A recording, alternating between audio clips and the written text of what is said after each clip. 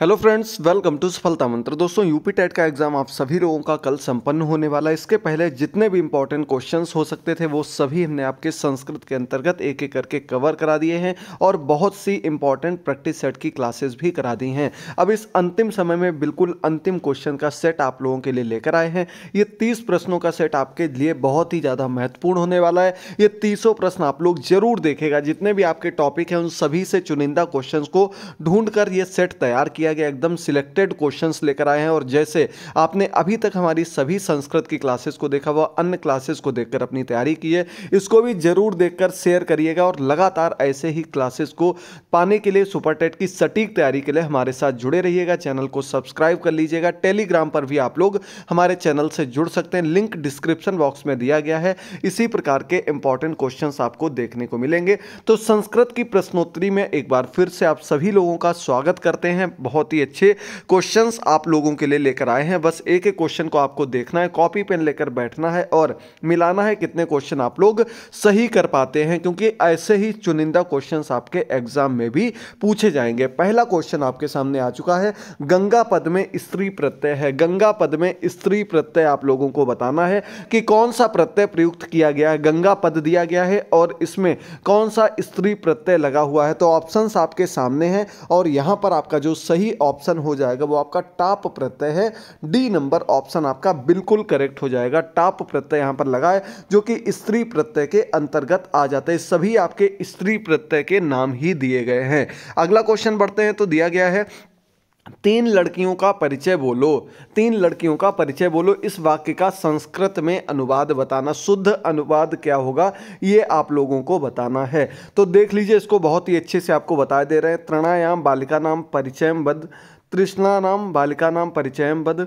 अगला दिया गया तृष्णा नाम बालिका नाम परिचयम बद और इसके बाद दिया गया त्रीणी बालिका नाम परिचयम बद। तो यहाँ पर आप लोगों को चूज करना है कौन सा ऑप्शन आपका बिल्कुल सही दिया गया है। तो दोस्तों आपको बता दें कि आपका स्त्रीलिंग की बात हो रही है, 3 बालिकाओं की बात हो रही है। यहाँ पर एक चीज़ की गलती है, यहाँ पर डबल री बना हुआ है यहाँ पर, तो ये आपको याद रखना है। बालिका की बात हो रही है, लड़कियों की बात हो रही है, यानी कि स्त्रीलिंग की बात हो रही है।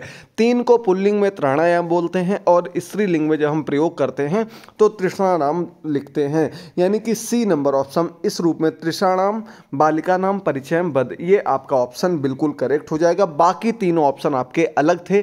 यही स्त्रीलिंग में आपका 3 का शब्द रूप दिया गया था, यहीं से हमने इसको चूज किया और आपका आंसर मिल गया। चलिए बढ़ते हैं 3rd नंबर क्वेश्चन पर। लक्ष्मी पदांक महाकाव्य किसे कहा जाता है। लक्ष्मी पदांक महाकाव्य इनमें से किस महाकाव्य का नाम दिया गया। शिशुपाल वधम, नैषधीय चरितम, शुक नासोपदेश या फिर किरातार्जुनीयम। तो यहाँ पर आपका जो सही ऑप्शन हो जाएगा, बहुत ही इंपॉर्टेंट क्वेश्चन है दोस्तों, निश्चित तौर पर यहाँ से क्वेश्चन बन सकता है। डी नंबर ऑप्शन करेक्ट हो जाएगा। किरातार्जुनीयम जो ग्रंथ है आपका, ये आपका किस रूप में जाना जाता, लक्ष्मी पदांक महाकाव्य के रूप में जाना जाता। दूसरी चीज़ यहाँ पर बता दें, इसके रचनाकार जो हैं वो भारवी हैं। महाकवि भारवी को इसका रचनाकार माना जाता है। और आपको बता दें, बृहदत्रयी हमने आपको एक दिन बताया था, उसमें आपका किरातार्जुनीयम को भी रखा गया है, जो कि एक महत्वपूर्ण ग्रंथ के रूप में वर्णित किया गया है। अगला 4th नंबर क्वेश्चन है, गीता में गुडाकेश किसे कहा जाता। तो दोस्तों गुडाकेश किसका उपनाम है। बहुत ही अच्छा क्वेश्चन है। कृष्ण का, भीम का, अर्जुन का या फिर कर्ण का। तो यहां पर 4th नंबर क्वेश्चन का आपका सी ऑप्शन बिल्कुल करेक्ट हो जाएगा। अर्जुन का उपनाम है गुडाकेश, इनको ही गुडाकेश के नाम से जाना जाता है। 4th नंबर क्वेश्चन का सी ऑप्शन बिल्कुल करेक्ट हो जाएगा। चलिए बढ़ते हैं आगे 5 नंबर क्वेश्चन पर। तो दिया गया, धिया निबंधेय मति द्वयी कथा किस ग्रंथ से उद्धृत है। बताइए जल्दी से। नीति शतकम, कादंबरी कथा मुखम, इसके बाद पंचतंत्र या फिर सुभाषित रत्नावली। तो यहां पर आपका जो सही ऑप्शन हो जाएगा 5 नंबर क्वेश्चन का, वो आपका कादंबरी कथा मुखम दिया गया, यानी कि बी नंबर ऑप्शन बिल्कुल करेक्ट कर देंगे। कादंबरी कथा जो ग्रंथ है आपका, रचना है जो, ये आपका किसके द्वारा रचित है। तो आपको बता दें, बाण भट्ट के द्वारा रचित रचना है। काफी महत्वपूर्ण है, ये भी क्वेश्चन इंपॉर्टेंट हो जाता है, तो इसको भी जरूर आप लोग याद कर लीजिएगा। ऐसे क्वेश्चन आपके एग्जाम में 3-4 नंबर के जरूर पूछ दिए जाएंगे। चलिए आगे बढ़ते हैं 6 नंबर क्वेश्चन पर। यहां पर आपके सामने दिया गया है, ऋग्वेद का अपर नाम क्या है। ऋग्वेद के अपर नाम के रूप में जो आपका ऑप्शन इनमें से करेक्ट होगा वो कौन सा है। बृहदेव, ब्रह्मदेव, ब्रह्मवेद, शब्दशास्त्र, सततई या फिर गांध वेद। तो यहाँ पर सही ऑप्शन आपका सी नंबर ऑप्शन हो जाएगा। सततई के रूप में इसको जाना जाता है। 10 मंडल इसके अंतर्गत आते हैं। कितने? 10 मंडल इसके अंतर्गत आते हैं। सबसे पुराना वेद आपका ऋग्वेद ही है, यह भी इंपॉर्टेंट क्वेश्चन है। और इसका दूसरा नाम ऋग्वेद या ऋक संहिता के रूप में भी इसको जानते हैं, ऋक संहिता के रूप में भी जानते हैं, ये इसका दूसरा नाम है। तो ये तीनों चीज़ें आप लोगों को याद रखनी है। और सबसे प्राचीन वेद आपका ऋग्वेद ही है। कुल वेदों की संख्या पूछी जाए तो 4 होती है। अगला क्वेश्चन है, श्रुतलेख बोलते समय अध्यापक के लिए आवश्यक क्या होता है? श्रुतलेख यानी कि सुनकर लिखना। तो इस समय आपको क्या याद रखना है कि अध्यापक जो है वो किस बात का ध्यान रखेगा? ऑप्शंस आपके सामने दिए गए हैं। 7 नंबर क्वेश्चन है और इसका आपका सही ऑप्शन क्या हो जाएगा कि जो उच्चारण किया जा रहा है वो बिल्कुल स्पष्टता किया जा रहा है, यानी कि उच्चारण ठीक से किया जाए। ए नंबर ऑप्शन आपका बिल्कुल करेक्ट हो जाएगा, जो कि सबसे महत्वपूर्ण बात हो जाती है। चलिए आगे बढ़ते हैं। 8th नंबर क्वेश्चन पर यण संधि का उदाहरण है। यण संधि स्वर संधि के अंतर्गत आती। इको यणच इसका सूत्र होता है। और यहाँ पर जो ऑप्शंस दिए गए, रि प्लस आकृति, लाकृति, इति प्लस आदि, इत्यादि, और इसका सु प्लस आगत, स्वागत, ये तीनों ही उदाहरण आपके यण संधि के अंतर्गत आ जाते हैं। यानी कि हम लोग डी नंबर ऑप्शन को बिल्कुल करेक्ट कर देंगे। यहाँ से भी अयादि संधि, यण संधि, पररूप, पूर्व रूप, ये 4 संधि अगर आपने अच्छे से आज भी देख ली तो आपके निश्चित मानिए कम से कम 2 से 3 अंक 100% पक्के हो जाएंगे। चलिए बढ़ते हैं 9 नंबर क्वेश्चन पर। त्रिभुवन किस समास का उदाहरण है? त्रिभुवन 3 भवनों का समूह, 3 भवनों का समाहार। त्राणायाम भवना नाम समाहारा, ये आपका संस्कृत में समास विग्रह हो जाएगा। अब चूंकि क्या आ रहा है, संख्यावाचक है, समूहवाचक है, यानी कि द्विग समास आपका बिल्कुल करेक्ट आंसर हो जाएगा। द्विग समास इसका सटीक आंसर है 9 नंबर क्वेश्चन का। चलिए आगे बढ़ते हैं 10 नंबर क्वेश्चन की और बहुत ही कम समय में पूरी व्याख्या के साथ आपको इसके बारे में बताते चल रहे हैं। तो आप लोग उम्मीद करते हैं कि अच्छे से अच्छे अंक लेकर इस बार जरूर आएंगे। निश्चित तौर पर आप लोग जितना भी आपने सीखा वो बिल्कुल 100% अपने एग्जाम में दे करके आएंगे। यहां पर दिया गया स्थाल्याम तांडुलान पचती, यह किस सूत्र का उदाहरण है? तो यहाँ पर ऊद लिख गया, उदाहरण के लिए लिखा गया है। तो यहाँ पर आपको बताना है ये किसके अंतर्गत आ जाएगा। तो आपको बता दें दोस्तों, अधिकरण कारक का सूत्र होता है आधारो अधिकरणा। ये वाला ऑप्शन आपका बिल्कुल करेक्ट हो जाएगा। ए नंबर ऑप्शन से ही संबंधित ये आपका उदाहरण दिया गया।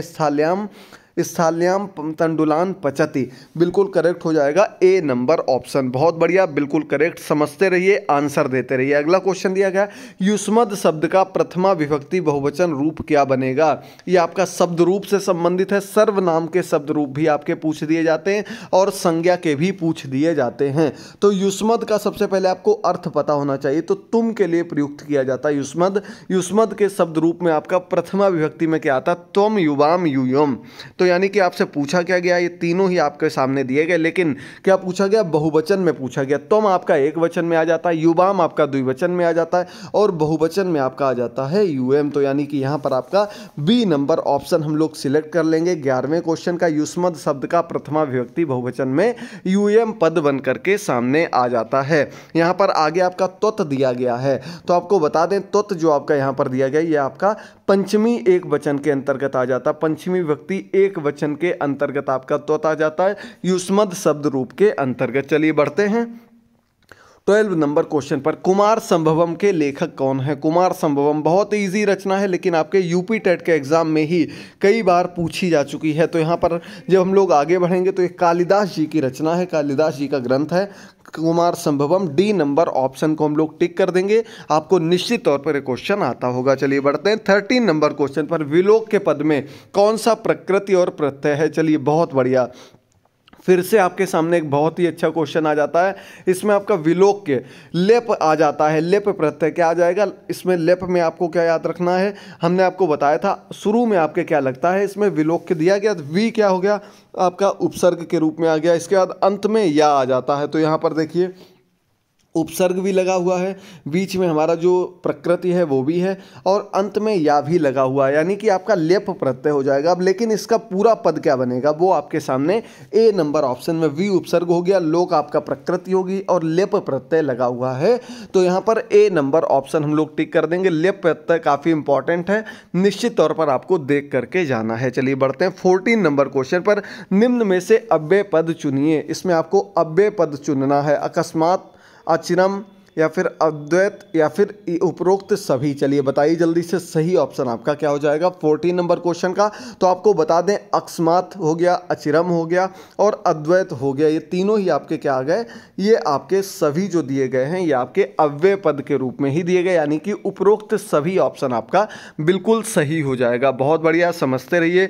चैनल को सब्सक्राइब करना मत भूलिएगा दोस्तों। अंतिम समय में जैसे आप लोग हमारे साथ जुड़ते हैं, क्लासेस को देखते हैं, अगर ऐसे ही क्लासेस को लगातार देखते रहे तो निश्चित तौर पर आपको डेली क्लासेस देते रहेंगे। सिर्फ संस्कृत ही नहीं बल्कि सुपर टेट के सभी सब्जेक्ट के बहुत ही इंपॉर्टेंट हैंड रिटन नोट्स भी तैयार कर दिए गए हैं, और निश्चित तौर पर आपका अभी नहीं तो 6 महीने बाद एग्जाम होगा, निश्चित तौर पर आपकी वैकेंसीज भी आएंगी। तो आप लोग ये मत सोचिएगा कि नहीं कुछ नहीं होने वाला है। आप लोग अपनी तैयारी में जैसे अभी लगे हैं आगे भी लगे रहिएगा और लगातार हमारे साथ जरूर जुड़े रहिएगा। दिया गया 6 को संस्कृत में क्या कहेंगे, ये काफ़ी ईजी है, लेकिन सबसे ज़्यादा गलती जो होती है वो 6 की गिनती में ही होती, चाहे वो आपका 96 हो, चाहे वो आपका 66 हो, इस प्रकार की गिनती में सबसे ज़्यादा गलती हो जाती है। तो 15 नंबर क्वेश्चन का आपका ए ऑप्शन सट जो दिया गया है ये वाला बिल्कुल करेक्ट दिया गया। इस रूप में ही लिखा जाता, टा में हलंत लगा हुआ आपको मिलेगा। चलिए आगे बढ़ते हैं। 16 नंबर क्वेश्चन पर दिया गया अंगूर और अनार को क्रमशः संस्कृत में क्या कहा जाता है।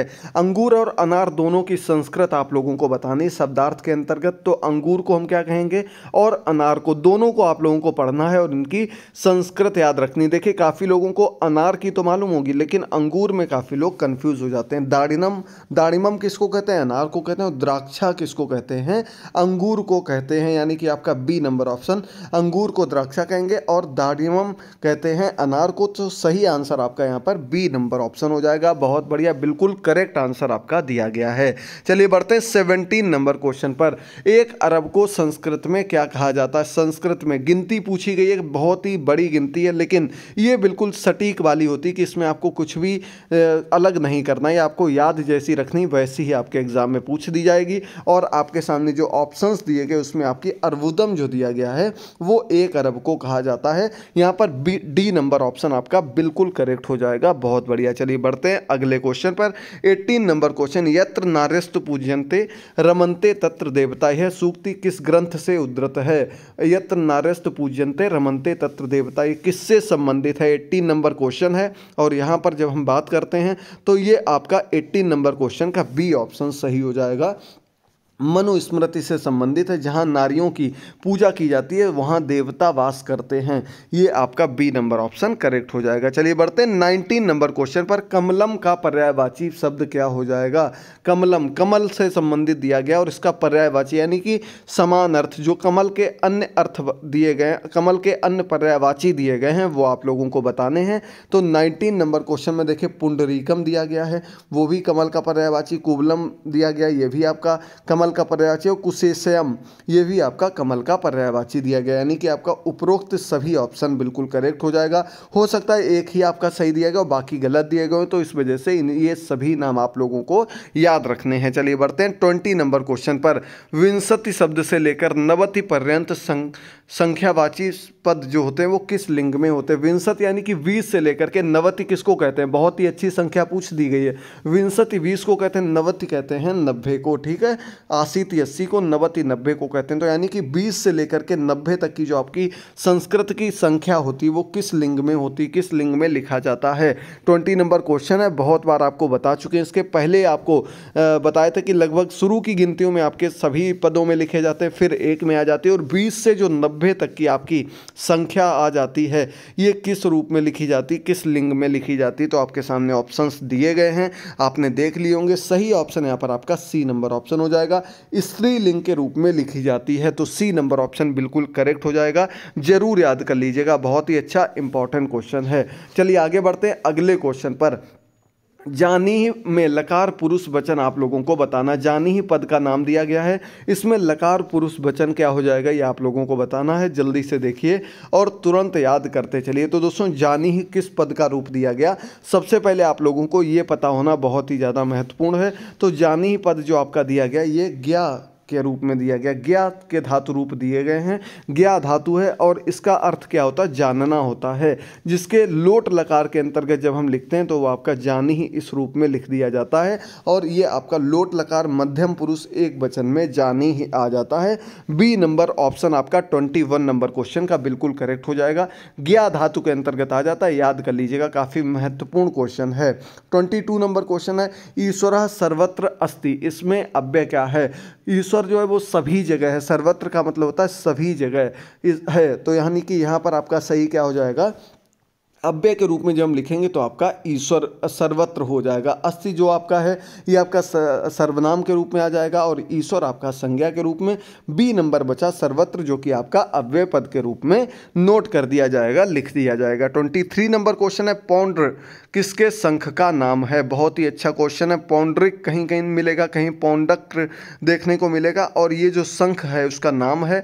और ये शंख किसका है, तो आपके सामने ऑप्शंस दिए गए। सी नंबर ऑप्शन में भीम दिया गया है, तो भीम के जो शंख का नाम था वो पौंडक था। सी नंबर ऑप्शन बिल्कुल करेक्ट हो जाएगा। यहीं से क्वेश्चन आपसे पूछते हैं और आपको बताना है जो कृष्ण जी के शंख का नाम था वो क्या था, वो आप लोगों को कमेंट बॉक्स में कमेंट करके जरूर बताना है। बहुत ही अच्छा क्वेश्चन है, सटीक क्वेश्चन है, जरूर पूछा जा सकता है। सभी क्वेश्चन आपके लौकिक संस्कृत के अंतर्गत आ जाते हैं, तो ये सभी आपके सिलेबस से संबंधित हैं, तो इसलिए कोई भी चीज़ आपको मिस नहीं करनी है। 24 नंबर क्वेश्चन है पद लालित्यम किस कवि के लिए कहा गया है, पद लालित्यम इनमें से किस कवि को संज्ञा दी गई है। 24 नंबर क्वेश्चन, इसका आपका सही ऑप्शन यहाँ पर क्या हो जाएगा, बहुत ही अच्छा क्वेश्चन है, और हम लोग डी नंबर ऑप्शन को टिक कर देंगे। किसको कहते हैं पद लालित्यम, तो ये आपका डी नंबर ऑप्शन बिल्कुल करेक्ट हो जाएगा। दंडी कवि जो हैं इनको पद लालित्यम के रूप में जाना जाता है, इसकी संज्ञा दी गई है। 25 नंबर क्वेश्चन पर बढ़ेंगे। 10 लाख को संस्कृत में क्या कहते हैं, तो जब 10 लाख ऊपर अभी आया था अरब, तो यानी कि अर्बुदम कह दिया था। जब 10 लाख आ गया तो उसको हम किस रूप में कहेंगे, तो इसका 25 नंबर क्वेश्चन का ए ऑप्शन करेक्ट हो जाएगा। प्रयुतम कहा जाता है 10 लाख को, ए नंबर ऑप्शन बिल्कुल करेक्ट हो जाएगा। 26 नंबर क्वेश्चन दिया गया कर्मवाच्य में कर्ता की विभक्ति क्या होती है। हमने आपको बताया था कि कर्तवाच्य से कर्मवाच्य भाववाच्य में परिवर्तित करते हैं तो क्या चेंजेस देखने को मिलते हैं। अब सीधे आपको पूछ दिया गया जो कर्ता होता है वो कर्तवाच्य में अगर एक वचन में है तो कर्मवाच्य में हम उसे किस में परिवर्तित कर देंगे, किस विभक्ति में आ जाएगा। पहली विभक्ति में अगर आता है कर्त में तो कर्म में कहां पर आ जाएगा। 26 नंबर क्वेश्चन है, जल्दी से देखिए, और यहां पर आपका जो सही ऑप्शन हो जाएगा वो हो जाएगा तृतीया। बहुत बार आपको बता चुके हैं तृतीया विभक्ति में इसे रखा जाता। अंतिम क्वेश्चंस की ओर हम लोग बढ़ रहे हैं। आपको बता दें संस्कृत की अन्य हमारी इंपॉर्टेंट क्लासेस के लिंक डिस्क्रिप्शन बॉक्स में दिए गए। महा रिवीजन की क्लास सभी एक साथ ऐड कर दी गई हैं, वो आपको आज शाम को मिल जाएंगी, और यहाँ पर जाकर के आई बटन का क्लिक करके आप हमारी सभी प्लेलिस्ट सभी क्लासेस को देख सकते हैं। 27 नंबर क्वेश्चन दिया गया रामः वेदम पठति, कर्तवाच्य को कर्मवाच्य में परिवर्तित करना। अब देखिए यहाँ पर कर्तवाच्य दिया गया है, इसे अगर हम कर्मवाच्य में परिवर्तित करेंगे तो दो चीजें हमेशा आपको याद रखनी है कि आप रामः आपका प्रथमा व्यक्ति में दिया गया, इसे तृतीया में बदल देंगे और यते लग जाएगा, पठत की जगह पठ्यते इस रूप में लिख दिया जाएगा। तो 27 नंबर क्वेश्चन है और इसका आपका ए नंबर ऑप्शन दिया गया रामायण वेदा पठ्यते, ये बिल्कुल करेक्ट हो जाएगा, याद कर लीजिएगा। 28 नंबर क्वेश्चन दिया गया प्रणम में धातु और प्रत्यय, प्रकृति प्रत्यय आ जाए धातु प्रत्यय आ जाए, दोनों एक ही बात होती है। 28 नंबर क्वेश्चन है और यहाँ पर भी आपको याद रखना क्या आ जाएगा, बहुत बढ़िया बिल्कुल करेक्ट है। यहाँ पर आपका प्र प्लस नम प्लस अक्त आ जाएगा, डी नंबर ऑप्शन आपका बिल्कुल करेक्ट हो जाएगा। दोनों चीज़ें याद करके ही आपको आंसर देना है, समझ लेना है कि यहाँ पर आपका क्या चीज़ दी गई है। 29 नंबर क्वेश्चन मातरी किस विभक्ति और वचन का रूप दिया गया है। 29 नंबर क्वेश्चन मातरी पद जो आता है ये किससे संबंधित दिया गया है, तो इसका आपका सही ऑप्शन यहाँ पर क्या हो जाएगा, देखिए जल्दी से। 29 नंबर क्वेश्चन पर बढ़ चुके हैं और इसका आपका सी नंबर ऑप्शन सप्तमी विभक्ति एक वचन के अंतर्गत आ जाएगा। अगर आपको थोड़े भी शब्द रूप आते हैं तो आप लोग इस प्रकार के क्वेश्चन को आसानी से कर सकते हैं, क्योंकि लगभग सेम रूप में ही दिए रहते हैं। एक दो चीज़ें थोड़ी डिफर होती हैं जो आप लोगों को याद कर लेनी है। अब आज का अंतिम क्वेश्चन है, यूपी टेट एग्जाम बहुत ही अच्छे से आप लोग दीजिएगा, सभी को अग्रिम शुभकामनाएं। अगर कोई भी डाउट हो तो आप लोग जरूर पूछिएगा, एडमिट कार्ड वगैरह सब कुछ निकलवा लीजिएगा, अपनी अच्छे से तैयारी करते रहिएगा और लगातार एंड तक बने रहिएगा। तो यहाँ पर आप लोगों को अंतिम क्वेश्चन दिया गया, लौकिक संस्कृत में किस लकार का प्रयोग देखने को मिलता है? चलिए बताइए। लौकिक नहीं मिलता है, यहाँ पर क्वेश्चन में नहीं और लगा हुआ है दोस्तों, नहीं मिलता है। ये अभी करेक्ट कर देंगे हम। और आपके सामने ऑप्शंस जो दिए गए उनमें आपका जो सही ऑप्शन हो जाएगा वो लेट लकार होता है, बी नंबर ऑप्शन आपका सही हो जाएगा। पूरे 30 क्वेश्चंस में से कितने क्वेश्चन आपके सही हुए कमेंट बॉक्स में कमेंट करके जरूर बताइएगा। मिलते हैं अगली क्लास में, सभी को बहुत बहुत शुभकामनाएं। क्लास में जुड़ने के लिए बहुत बहुत धन्यवाद। अन्य सभी क्लासेस में जाकर के उनको देखना प्रारंभ करिए। मिलते हैं अगली क्लास में, तब तक के लिए थैंक यू दोस्तों, गुड बाय, टेक केयर।